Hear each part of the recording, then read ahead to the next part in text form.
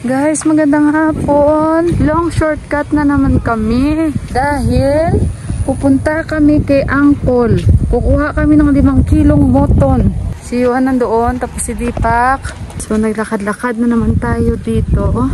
So yung moton o yung kambing na yan ay nanggaling pa sa village. Pupunta din tayo pagdating ni Ama doon. Pero hindi pa tayo nakapunta doon. Taga doon talaga kasi sila ni Ama, no? Pero pa yung isang village na napuntahan natin. So andito tayo ulit, guys. Yung ating nadadaanan. Sa totoo lang, maahas dito, guys. Pagbalik, hindi na kami maglakad. Tingnan niyo yung palay, oh. Yan. Diba? Ganda.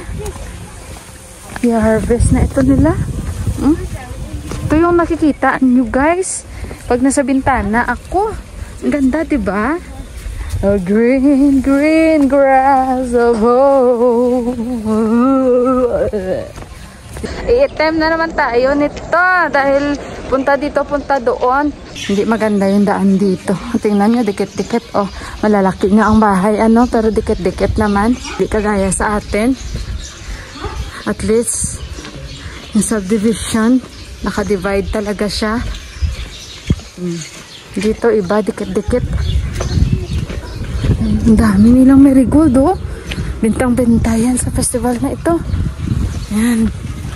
Dami. Ito may palay din, oh. Kahit saan may palay. So, ayan, guys. See you doon sa bahay nila ni Angkol. Dito na kami sa kanila ni Angkol, guys. Na area. Medyo mahaba-aba yung nilakad natin. Shortcut na to, ha. Kahit shortcut, mahaba-haba na. Mabenta yung moton this time. Kasi halos lahat may mga kambing. Okay, naririnig nyo. Kambing talaga ngayon ang labanan. Bukod sa pera, kambing. Lahat ng bahay may mga kambing. Tingnan yung mga bahay sa kanila dito. Ni Angkol, dikit-dikit din. Sa amin din na area, tingnan nyo, mabilis lang. Ganyan na rin. Yung daan nila, tingnan nyo, hindi rin maganda, diba? Daming sago. Paborito ko ang sag, guys. Andyan pala si Angkol, oh. Ayan, so dito kami, guys. Oh, nag-iwa na sila ng mga kambing dito. Ayan si Angkol. Naku, guys, bloopers na naman itong si Deepak. Si isang Angkol pala ang naghiwa ng moton. Hindi. Sinabi ko sa kanya si Angkol na isa kasi yun ang pumunta, diba? Mag-greet lang muna kami kay Ama, guys. Nandito si Ama. Nakita nyo na yan si Ama, diba? So ito yung bahay nila ni Angkol. Nakita niya dito kami nagsiselebrate usually ng ang daming pupo ng kambing. Nagkalat na. Yan yung aso nila, guys. Maingay. Guys, si Rosa kasi yan. Hinabol pa si Yuhan ng aso nila, guys. Diyos ko, kinuha ko si Yuhan. Hindi ko man maisara agad yan. Wait. Let her put that inside. Diyos ko, guys, si Rosa kasi nangangagat yun, guys. Kaya sabi ko kayo, hindi kami aakyat. Si Rosa siya, inabol si Yuhan. Yuhan, be careful. Namaste, ante. Tama po. Ala, shows Yuhan. Si Rosa, guys, mabuti hindi niya kami hinabol, guys. Tumigil siya talaga sa second. Hala, ang suplada niyan. Si Ama, oh. Namaste. Ama. Namaste. Nagulat si Ama sa akin. Sabi niya po ka dito. Kita ka para Ama, tikcha. Tikcha. Sige, Johnny, ako kalaw ni guys ako. Ewan ko. Nagkakaintindihan kami. Yo, Milo. Dunia bonsa mirbi. Milo tawala. Pero bago. May sinasabi siya. Johnny wa bonsa mirbi. My dad was born, her marriage that time. Oo, nagkukwento siya, guys. Nung si Buwa daw pinanganak, kakakasal niya lang sa tatay din ni Buwa. Buwa father also, yeah? Kinukwento niya. She had 3, no? Yeah, yes. So guys, doon kay Uncle Chef. Hindi pala kambing yung nag-antay sa amin. Aso. Makin mo yan guys. Kagatin pa niya sana si Johan. And si Deepak naman. Deepak, Diyos ko, si Deepak kinauna na doon sa itaas. Sabi pa niya, don't run, don't run. Paano hindi tatakbo si Johan? Eh yung aso, nagsalubong na talaga kay Johan. Si Lusa kasi yun guys, na aso guys. Ano siya, nangangagat talaga siya. Si Deepak, hindi niya inano kasi naglalakad lang si Deepak sa hagdan. Pero kasi si Johan is not running also. He ran only because he ran in front of Johan. Tumakbo kasi siya. Nung nakita ko kasi paakyat ako, inano niya si Johan. Inarurot niya si Johan. Pero siyempre si Johan, tumakbo siya. Mabilis na naman siya tumakbo sa akin. Hinugot ko si Johan bigla kasi bala ko sana isara yung pintuan. Nakalimutan ko talaga guys. Operada ako. Kaka-opera ko lang. Kasi yung grills, inano ko. Napersa ko ba? Kasi nga siyempre natakot ako yung nervous ko guys. Sabi ko hindi pala kambing yung nag-aantay sa atin dito. So pala takagatin pa tayo dito. Wala pa tayong kambing na dala pa uwi. Doon kami sa kabila. So ayun guys. Kuha ako doon ng tanglad. Maraming tanglad doon kasi nagbabalak ako maglitsyon. Ngayon naglakadan kasi kuha sila ng mga kambing sa pamilya nila. So sandali muna guys ha. Ang nangyari pala. No, why Uncle is there? What he is doing there? They got their goat there. They have their own goat? So whose goat is this? Ang Arby Uncle? Kaya ano pala yun? Kung saan kami kukuha? Kaya Arby Uncle, yung si Uncle, may sarili din siyang kambing.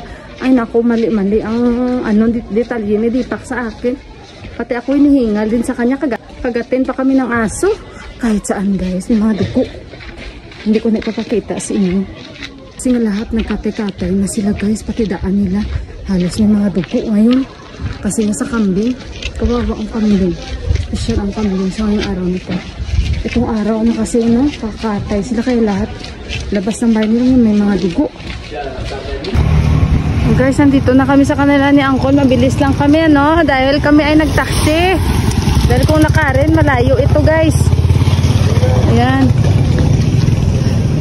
So, yun na yung bahay nila ni Uncle. Ano kaya ito, Ang laki ng bulaklak na ito. Oh, parang may nakita ako na nag-vlog siya. Yung sa loob ng bahay niya, ganyan yung tanim. Nakalimutan ko yung pangalan, guys. Alam, dami sag, dami. Yan. Teka lang guys. Gandaan natin dito. Daming sag din, Pangit na rin yung sag na yan. Mapait siguro yan. Yan, may nagkakat din dyan, Kahit saan ngayon sila. Katay-katay. Ay, naku, ito lang guys. Akyat.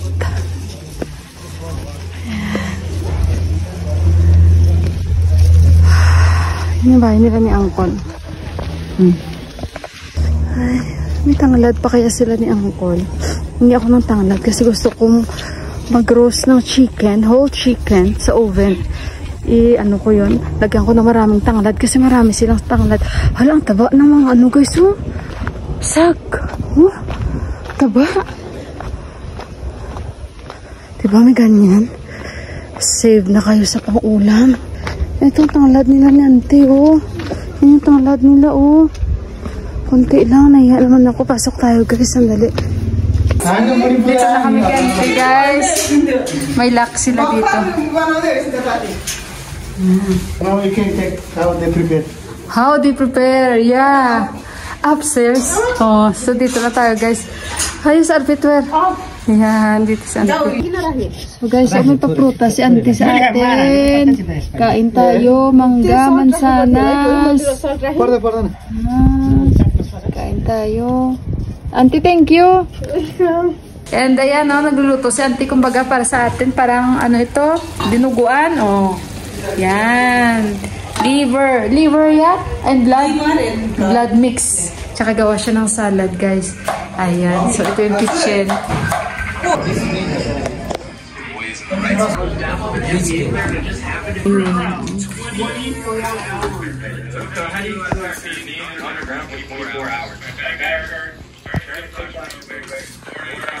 So guys, nandito na kami sa bahay. Naglakad kami. Ang labig-labig guys. At ayun, sinabihan na namin si Buwa.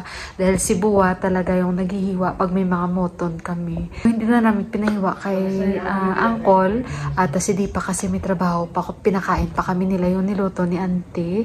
Kumuha kami ng 5 kilo guys. Ganon guys, pag tuwing dasay, lahat ng pamilya kumukuha yon ng moton. Depende kung sino ang guys, no, ang magpakatay this time. So kami guys, nagpapakatay din kami. So kasi si Ama wala dito.